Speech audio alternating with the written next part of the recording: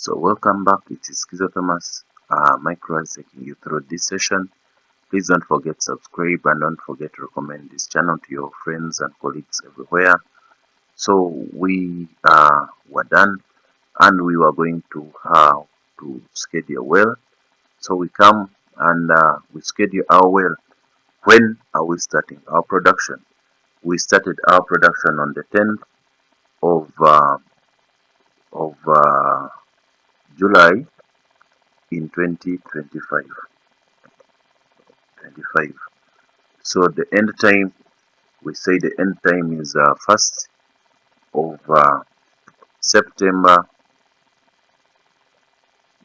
1st of September 2030. So we have only one producer well, so we are going to say it's one producer, and we shall select the well type from here, that is a producer. So they are asking for the percentage of downtime. The downtime factor is, so you can say maybe the downtime factor is maybe 10%.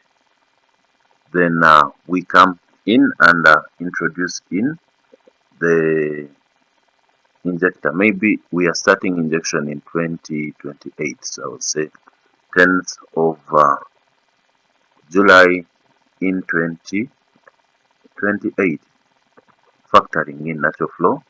So it will end doing this on the same day.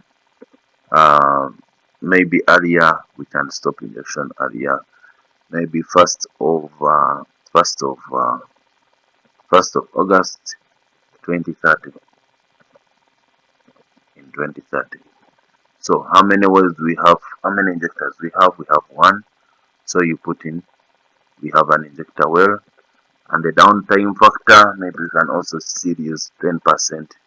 So when we are done with scheduling our wells, we click on done. So we scheduled our wells and how they'll be working.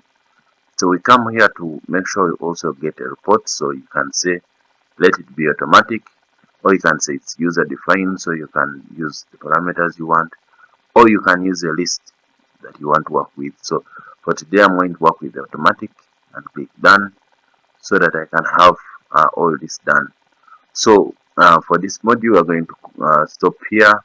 So the next thing we are going to do is to run the prediction in the next module, and then we can look at the tank results.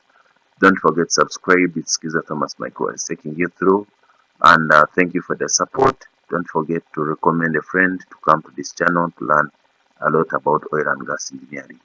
Thank you very much, and don't